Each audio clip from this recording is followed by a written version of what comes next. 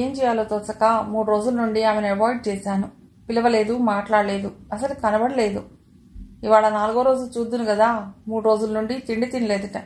ఇవాళ ఆఫీస్లో కళ్ళు తిరిగి పడిపోయిందిట. అంతా హాస్పిటల్కి మోసుకెళ్లారు. నేను కూడా చూసి వచ్చానులే. ఇదెక్కడి గొడవరా బాబు, నన్నేం చేయమంటావు? నిజంగా ప్రేమిస్తుందేమోరా పాపం. పెళ్ళైన వాడిని ప్రేమించడం ఏమిట్రా, నా కర్మ కాకపోతే. సోఫాలో కాళ్ళు పెట్టుకుంటూ పక్కకి పడుకుంటూ అన్నాడు మోహన్. ప్యార్ కియా జాతా నహీ, ప్యార్ హో జాతా హే భాయ్. నువ్వు ఉండరా బాబు. పైగా ఏముందో తెలుసా, నేను పెళ్లి చేసుకోకపోతే ఆత్మహత్య చేసుకుంటుందిట నాకు ఒక లెటర్ రాసి. అమ్మోయ్, మరీ ఘోర ప్రేమికురాల్లా ఉందే. వైలెంట్ లవ్ అన్నమాట. నాకు భయం వేస్తోందిరా, ఏమంటే ఏమవుతుందోనని. పైగా నేను తనని ప్రేమించకపోయినా పర్వాలేదుట, తను ప్రేమిస్తూ ఉంటుందిట, పెళ్లాడాలట. అదృష్టం తలుపు తడుతున్నప్పుడే తీయడమే మంచిదేమో సాలోచనగా అన్నాడు శ్రీరామ్. ఆ మాటకి మోహన్, ఏమంటావురా అయితే, లేచి కూర్చుంటూ కంగారుగా అన్నాడు. అవునరా, ఆమె ఎంతగా పరితపిస్తున్నా నువ్వు చెలించకపోవటం నీ గొప్పతనం కావచ్చు. కానీ ఆమె తరఫున కూడా ఆలోచించు. వలచి వచ్చిందని చులకన చెయ్యకు. ఏమిట్రా నువ్వు కూడా, భయంగా అన్నాడు మోహన్. అవునరా, ఆమె ప్రేమని అంగీకరించు. ఎంతసేపు సమాజం, అవమానం అంటూ నీ సెక్యూరిటీ గురించి ఆలోచించకు. మనస్సున్న మనిషిగా ఆలోచించు. ఒరేయ్, ఇదేం సలహారా? దాని పరిణామాలు? అందుకే అంటున్నాను, కమర్షియల్గా ఆలోచించకు. ఏంట్రా, శిల్పకు అన్యాయం చేయమంటున్నావా? మాటికి కాదు. శ్వేతను ఆదరించినంత మాత్రాన శిల్ప మీద నీ ప్రేమ తగ్గదు. ఇద్దరినీ ఎవరైనా ప్రేమించగలరా? ప్రేమ అనేది ఒక పదార్థం కాదు, అది ఒక్కరికే సరిపోతుంది అనుకోవటానికి. ప్రేమ అనేది అనంతం, అది పెంచుకునే కొద్దీ పెరుగుతుంది. ఏదో పరిష్కారం చెప్తావని వస్తే నన్నే టెంప్ట్ చేసి కొంపలు ముంచే సలహాలు చెప్తున్నావు, చిరాగ్గా లేస్తూ అన్నాడు మోహన్. నువ్వే అంటున్నావు కాదంటే ఆత్మహత్య చేసుకుంటానంటోందని. అలా జరిగిందనుకో జీవితాంతం నీకు బాధ మిగులుతుందిరా. కూల్గా ఆలోచించు. ఆ అమ్మాయి కథ వింటుంటే నిజమైన ప్రేమికురాల్లా అనిపిస్తోంది నాకు. నా సలహా మాత్రం ఆమెను దూరం చేసుకోవద్దని. నువ్వేమీ ఆమెను మోసం చేయట్లేదు, కోరి వచ్చింది ఆమెనే కదా. శ్రీరామ్ ఇంకా ఏదో చెబుతున్నాడు సీరియస్గా. సారీరా, మళ్ళీ ఇంకోసారి వస్తాను అంటూ కార్ స్టార్ట్ చేసి బయలుదేరాడు మోహన్. శ్రీరామ్ బోధతో మోహన్ ఆలోచన ధోరణి మారింది. శ్వేత మీద కాస్త సానుభూతి కలిగింది. పాపం పిచ్చి పిల్ల అనిపించింది.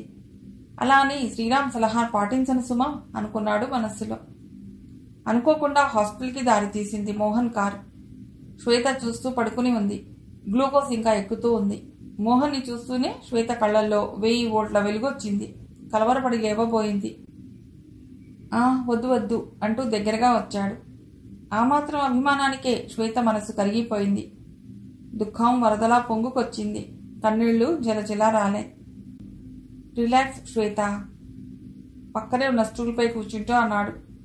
నిర్మల అక్కడే ఉంది. చాలాసేపటికి తెప్పరిల్లింది శ్వేత. నీరసంగా పీక్కుపోయిన శ్వేత మొహంలో, కళ్లల్లో ప్రపంచాన్ని జయించినంత తృప్తి, గర్వం కనబడుతున్నాయి. నిర్మల, వాళ్ళ ఊరికి తెలియపరిచారా? అడిగాడామెను. వద్దంటోందండి. బహుశా వాళ్ళ మీద బెంగతో ఇలా అయిందేమోనని అనుకుంటున్నాను. అయినా వాళ్ళకి ఇప్పుడు తెలిస్తే కంగారు పడతానంటోంది. డాక్టర్ గారేమో ఇప్పుడు ఈ బాటిల్ అయ్యాక వెళ్ళిపోవచ్చునన్నారు. ఇప్పుడు శ్వేత వాళ్ళ అత్తయ్య వస్తానన్నారు. నేను ఇంటి దగ్గర దింపెడతాను. కాస్త తేరుకున్నాక వాళ్ళ అమ్మా నాన్నలకి చెప్తుందిట. వాళ్ళకి అసలే కూతురే ప్రాణం, పైగా పెద్దవాళ్లు కూడాను. అనవసరంగా వాళ్ళను హైరాణ పెట్టడం కూడా మంచిది కాదు. ఏమంటారు? అంది నిర్మల. నిజమే, మరి నేను వెళ్ళినానా అన్నాడు మోహన్ లేస్తూ. థ్యాంక్స్ అంది శ్వేత కృతజ్ఞతగా. దారిలో వస్తూ ఆలోచిస్తున్నాడు మోహన్. ఈమె ఇలా పిచ్చివేషాలు వేసి ఆత్మహత్య చేసుకుందంటే ఆమె తల్లిదండ్రులు ఏమైపోతారు? 3 రోజులు నిరాహార దీక్ష చేసేంత పట్టుదల ఉన్న పిల్ల చావుకి కూడా తెగిస్తుందేమో. నేనేం చెయ్యాలి? సలహా చెప్తాడనుకుంటే శ్రీరామ్ గాడు నా బుర్రింకా పాడు చేసి వదిలాడు. విసుగ్గా అనుకుంటూ ఇంటికి చేరాడు. తలుపు తీస్తూనే శిల్ప మొహం తిప్పుకుని వెళ్ళిపోయింది. అసలే దిగులుగా ఉన్న అతడికి మరింత దిగులు కలిగింది. ఏమీ మాట్లాడకుండా బెడ్రూంలోకి పోయి పడుకున్నాడు. కొంతసేపటికి శిల్ప వచ్చి అడిగింది, టీ తాగుతారా? వద్దు అనేసి కళ్ళు మూసుకున్నాడు. మధ్యాహ్నం మీకు ఫోన్ చేశాను అంది శిల్ప అక్కడే ఏదో సర్దుతూ. ఎందుకు? మర్చిపోయాను.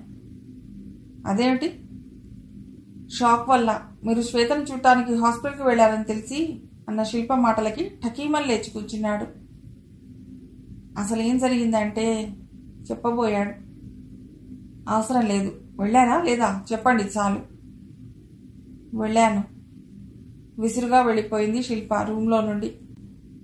వెంటనే లేచి వెళ్ళి ఆమెను అనునయించాలనిపించింది. కానీ నీరసంగా తోచింది.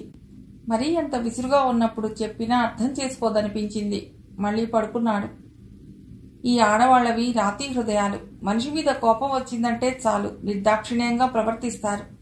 అవతలి వైపు నుండి చస్తే చూడరు అనుకున్నాడు. భోజనానికి వస్తారా? ఓ గంట తర్వాత వచ్చి పిలిచింది. లేచి స్నానం చేసి భోజనానికి కూర్చున్నాడు. ఇద్దరూ నిశ్శబ్దంగా భోజనం ముగించారు. 1-2 సార్లు పలకరించబోయినా శిల్ప రెస్పాన్స్ ఇవ్వలేదు.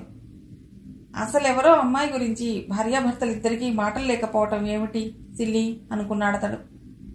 శిల్ప వచ్చి లైటార్పి పడుకున్నాక చప్పుడు చేయకుండా ఆమె గుండెలపై తలబెట్టి సారీరా శిల్ప అన్నాడు నెమ్మదిగా. ఆమె మనసు కరిగిపోయింది. అంత దగ్గరగా వచ్చిన భర్తపై నెగిటివ్ ఆలోచనలు రమ్మన్నా రావటం లేదు ఆమెకిప్పుడు. ప్రశాంతంగా ఫీల్ అయింది. 10 నిమిషాల తర్వాత నిద్ర వస్తోంది అంది. గుడ్ నైట్ అంటూ పక్కకి తిరిగి పడుకున్నాడు. మోహన్ నిద్రపోయాడు. శిల్పకి నిద్ర పట్టినట్టే పట్టి మెళకువ వచ్చేసింది. లేచి హాల్లో టీవీ పెట్టుకుని కూర్చుంది. ఇంతలో ఫోన్ మోగింది. హలో, నేను శ్వేత ఫ్రెండ్ నిర్మలనండి. మోహన్ గారు ఉన్నారా అండి? చెప్పండి అంది నిర్మల. శ్వేతని హాస్పిటల్ నుండి ఇంటికి తీసుకొచ్చామండి. బాగా ఏడుస్తోందండి. ఏమీ మాట్లాడట్లేదు. మాకు భయం వేస్తోంది. ఏం చేయమంటారని అడుగుదామని అంది నిర్మల. శిల్ప మనస్సు ఒక్కసారి భగ్గుమంది. ఇంటికి ఫోన్ చేసి రమ్మనేంత దగ్గరిదైందన్నమాట. ఆయన నిద్రపోతున్నారు అనేసి ఫోన్ పెట్టేసింది విసుగ్గా. మర్నాడు లేచి మాట్లాడకుండా వంట చేసింది. మోహన్ భోజనం చేసి బయలుదేరుతున్నాడు. ఆఫీస్కా హాస్పిటల్కా కాస్త వ్యంగ్యంగా అంది. హాస్పిటల్కి ఎందుకు? శ్వేత గారి కోసం. అదా, ఆమె నిన్ననే ఇంటికి వెళ్ళిపోయి ఉంటుంది. అసలేం జరిగిందంటే ఆమెను 3 రోజుల నుండి నా రూమ్కి పిలవలేదు. పని చెప్పలేదు. అందుకని ఆమె 3 రోజుల నుండి ఏమీ తినకుండా ఉందిట. అందుకే ఆఫీస్లో కళ్ళు తిరిగి పడిపోయింది. అందరూ హాస్పిటల్కి వెళ్లారు చూద్దామని. నేను కూడా వెళ్ళకపోతే బాగుండదు కదా అని వెళ్ళానన్నమాట. అందరూ మీలాగే ఫోన్ నెంబర్ ఇచ్చారా చేయమని? ఫోన్ ఏమిటి? రాత్రి మీరు నిద్రపోయాక ఫోన్ వచ్చింది. ఎవరో నిర్మలట, శ్వేత ఫ్రెండ్ట. ఈవిడ ఆగకుండా ఏడుస్తోందిట. ఏం చేయమంటారంటూ ఫోన్ చేసింది. అరే, మళ్ళీ ఏమైందబ్బా షూ వేసుకుంటూ అనుకున్నాడు. మీరిప్పుడు తిన్నగా హాస్పిటల్కి వెళ్ళనక్కర్లేదు. ఆఫీస్కి వెళ్ళండి. ఏవో నాటకాలు ఆడి మీ మనసు తిప్పుకోవాలని చూస్తోంది. మీరు నమ్మకండి. సరే గాని ఊరికే అవి ఇవి ఆలోచించకు. సాయంత్రం ఎక్కడికైనా వెళదాం. రెడీగా ఉండు. ఓకే అంటూ బయలుదేరాడు మోహన్. బాల్కనీలో అసహనంగా నిలబడింది శిల్ప. అతడు వెళ్ళిపోయాక అందమైన పెళ్లాన్ని జాగ్రత్తగా చూసుకుంటారు దిష్టి తగలకుండా. ఇప్పుడు అందమైన భర్త ఉండటం తనకి తలనొప్పిగా మారింది. అసలు ఆ పిల్లేమిటి? ఆ ధైర్యం ఏమిటి? ఆఫీస్లో హడావిడి చేసి హాస్పిటల్లో చేరడం ఏమిటి? వేషాలు కాకపోతే ఎంత బరితెగించింది. పెళ్ళైనా పర్వాలేదు, పెళ్లి చేసుకోమంటాం ఏమిటసలు? మోహన్ మంచివాడు కాబట్టి సరిపోయింది. లేకపోతే ఎప్పుడో లైన్ వేసేసేది అనుకోగానే భర్తపై ప్రేమ ముంచుకొచ్చింది శిల్పకి. ఏం చేస్తాడు పాపం. జెంటిల్మెన్, సాఫ్ట్ మనిషి. పైగా ఆడవాళ్ళంటే చాలా గౌరవం ఉన్నవాడు. అందుకే ముందు వెనక ఆలోచిస్తున్నాడు అంతే అనుకుని మనసులో నిమ్మళపడింది. ఇంటి నుండి బయలుదేరిన మోహన్ ఒకసారి హాస్పిటల్కి వెళ్లి చూసి వచ్చేస్తే పోతుంది. రాత్రి ఎందుకు ఫోన్ చేసిందో ఏమో అనుకుని తిన్నగా హాస్పిటల్కి వెళ్ళాడు. నిర్మల ఎదురుగా వస్తూ కనిపించింది. రాత్రి ఫోన్ చేశారట, ఎనీ ప్రాబ్లం అడిగాడు. అవునండి, ఇంటికి వెళ్ళిపోయాం రాత్రి. కొంతసేపటికి పిచ్చి పిచ్చిగా మాట్లాడటం మొదలెట్టింది. చచ్చిపోతాను అంటూ ఏవేవో మాట్లాడింది. నాకు భయం వేసి మీకు ఫోన్ చేశాను. మీరు నిద్రపోయారని చెప్పారు. నేను ఇంటి ఎలా అయినా కలిసి మళ్ళీ హాస్పిటల్కు తీసుకొచ్చాం. ఇప్పుడు బాగానే ఉంది. డాక్టర్ గారు ఏం పర్వాలేదన్నారు. రండి అంది నిర్మల. రూమ్ తలుపు తీయగానే ఆర్తిగా చూస్తూ ఉన్న శ్వేత కళ్లల్లో సంతోషం వెలువెత్తింది. తలుపుకి చూపులంటించి ఎదురు చూస్తున్నదేమో అన్నట్లుంది శ్వేత. సంభ్రమంగా అతన్ని చూస్తూ సన్నగా నవ్వింది. రాత్రి ఏదో హడావిడి చేశారట. తలూపింది. ఇంకెప్పుడు ఇలా చేయనని మాట ఇవ్వాలి. అలాగే అంది బుద్ధిగా. ఇప్పుడే వస్తానంటూ నిర్మల బయటికెళ్ళింది నర్స్ పిలవటంతో.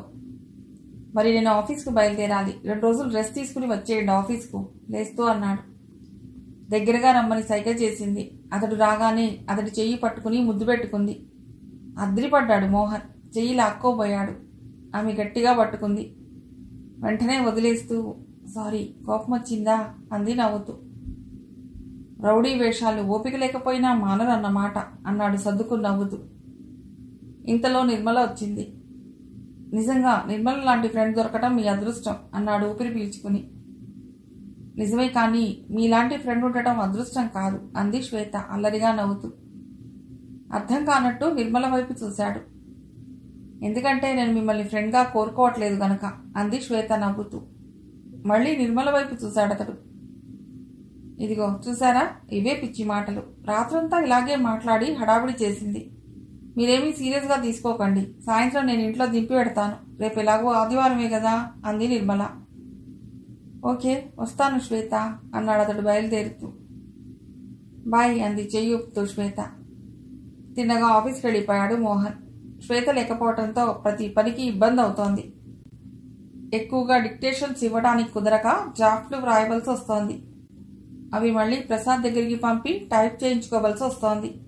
పిచ్చి పిచ్చి వేషాలు వేసి ఆఫీస్లో పని నాకు ఇబ్బంది కలిగిస్తోంది శ్వేత. విసుగ్గా అనుకుంటూ పని చేసుకుంటుండగా ఫోన్ మోగింది. ఫోన్లో శిల్ప.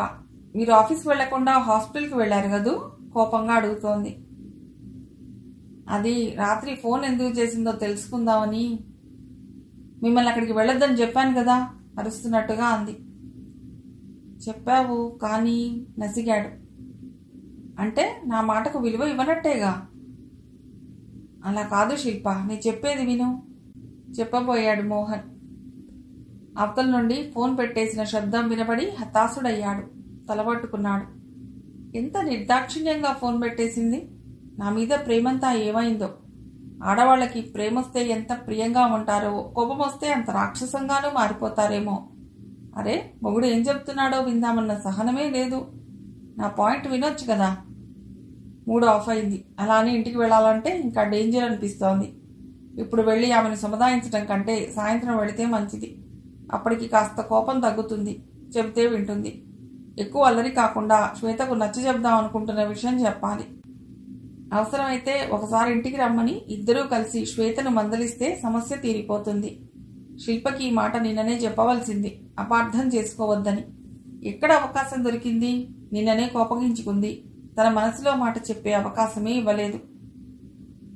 ఫోన్ మోగటంతో ఆలోచనలాపి ఎత్తాడు. శ్రీరామ్ అవతల నుండి ఆనందంగా అరుస్తున్నాడు. మోహన్, ఎంతవరకు వచ్చింది ప్రోగ్రెస్? ఇంకేమైనా టిప్స్ కావాలా? అదృష్టం ఒక్కసారే తలుపు తడుతుంది. ఛాన్స్ వదులుకోకు. నీ లెవెల్కి అందానికి 2 భార్యలు ఉండాలిరా. అసలు లక్ అంటే నీదేరా. అసలే చిరాగ్గా చస్తుంటే వీడి బోడీ సలహాలు కాంప్లిమెంట్లు. మాట్లాడకుండా ఫోన్ పెట్టేశాడు. పని మానేసి సీట్లో వెనక్కి వాలి ఫ్రీగా కూర్చున్నాడు మోహన్. శ్రీరామ్ అన్ని సరదాగా తీసుకుంటాడు. ఎంతైనా బ్యాచిలర్ గాడు. చిన్న పిల్లాళ్ళ ఆలోచిస్తుంటాడు. అందుకే అయినా 2 భార్యలున్న వాళ్ళ ఫీలింగ్స్ ఎలా ఉంటాయి?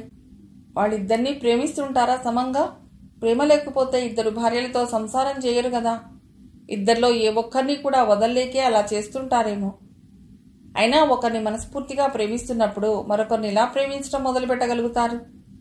ఏమో, మనకి అనుభవంలో లేని విషయాలన్నీ అబద్ధాలు కావు కదా. తనకి కూడా అంతరాంతరాలలో శ్వేత తనని ప్రేమించడం కాస్త నిషానిస్తున్నట్టుంది కదూ. పాపం శ్వేత తనని ప్రేమించడం తప్ప అని కాస్త సానుభూతి కూడా కలుగుతుందేమో. ఒక్కసారిగా ఉలిక్కి పడ్డాడు మోహన్. ఇదేమిటి తను ఇలా ఆలోచిస్తున్నాడు? ఎన్నడూ లేని ఆలోచనలు వస్తున్నాయి. కారణం ఏమిటి? విచక్షణ జ్ఞానం మేల్కోవటంతో ఆత్మవిమర్శ చేసుకున్నాడు.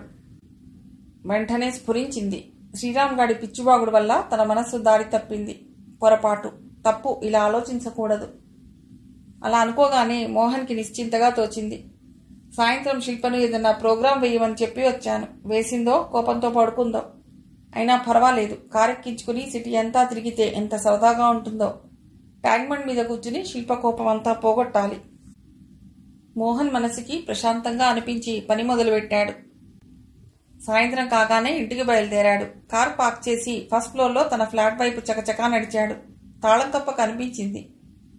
ఎక్కడికి వెళ్ళిందబ్బా, ఏ షాప్ కన్నా టైలర్ దగ్గరికన్నా వెళ్ళుంటుంది అనుకుంటూ స్పేర్ కీతో తాళం తీసుకుని మంచినీళ్లు తాగి సోఫాలో తీరిగ్గా కూర్చున్నాడు. 10 నిమిషాలైనా శిల్ప రాకపోవడంతో సోఫాలోంచి లేచి పక్కింటి ఆమెకి ఏమైనా చెప్పిందేమో అడగాలి అనుకుంటూ వాచ్ తీసి బెడ్రూమ్లో పెట్టబోతూ చూశాడు. డ్రెస్సింగ్ టేబుల్పై ఒక కాగితం కనబడింది. ఎగిరిపోకుండా పౌడర్ డబ్బా పెట్టి ఉండటం చూసి ఒక అంగలో దాన్ని తీసి చదవటం ప్రారంభించాడు. అది శిల్ప రాసిన ఉత్తరం.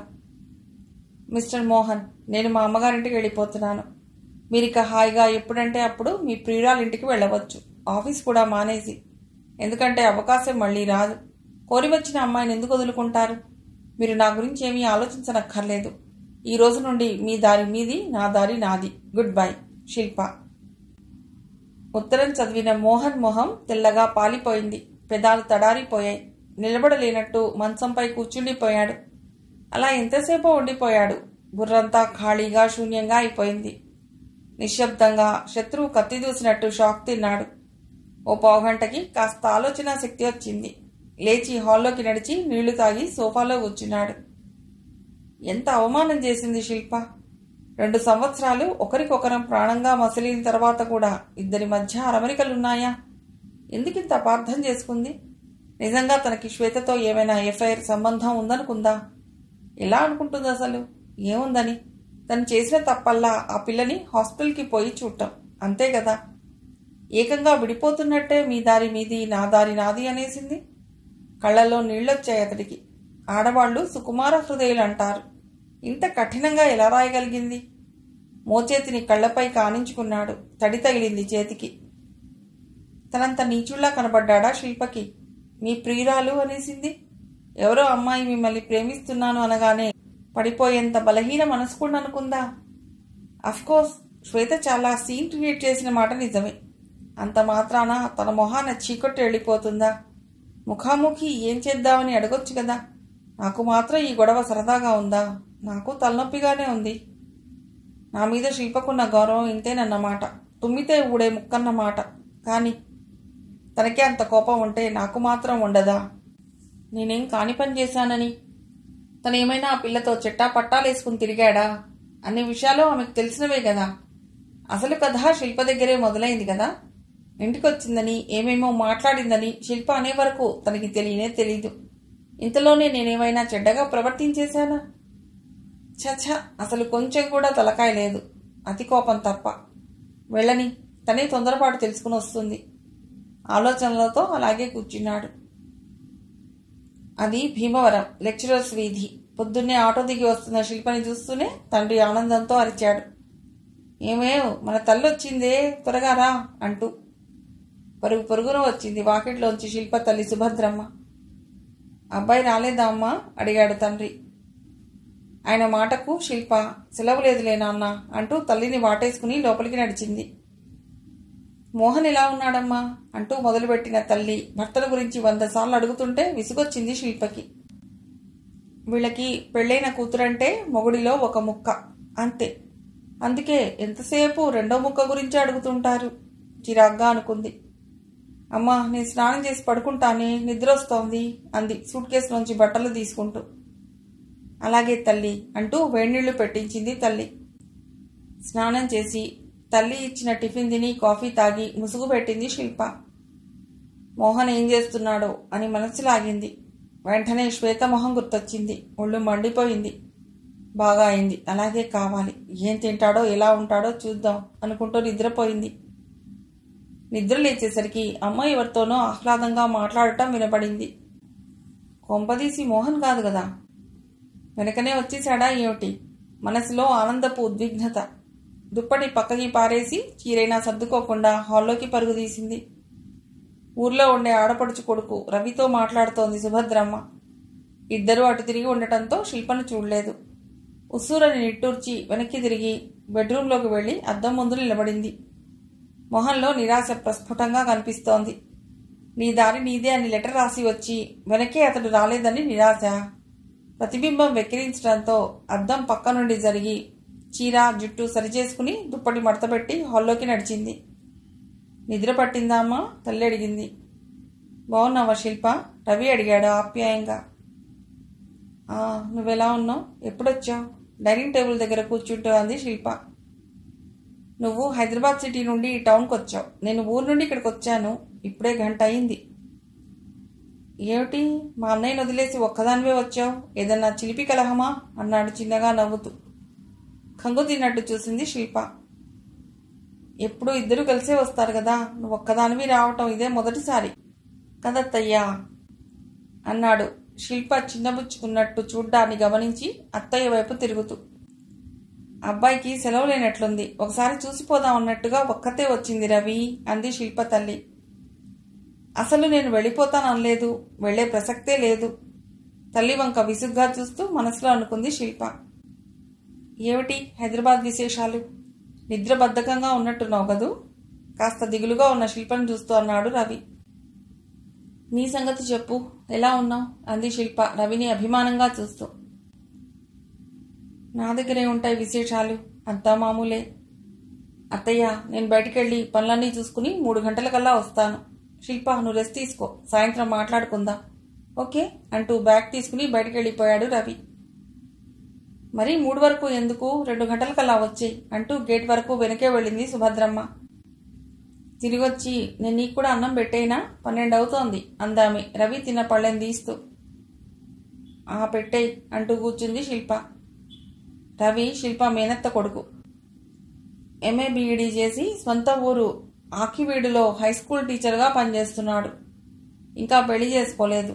చిన్నతనంలోనే తండ్రిని పోగొట్టుకున్నాడు. ఇటీవలే తల్లి చనిపోయింది. వంట మనిషితో వంట చేయించుకుంటూ ఊర్లో కొద్దిగా ఉన్న పొలం చూసుకుంటూ ఉంటాడు. మేనమామ పట్నం వచ్చేయి, ఇక్కడ తను చేసే పనిలో సాయం ఉండు అన్నా ఒప్పుకోలేదు. శిల్ప తండ్రి రాఘవయ్య బాగా ఆస్తిపరుడు.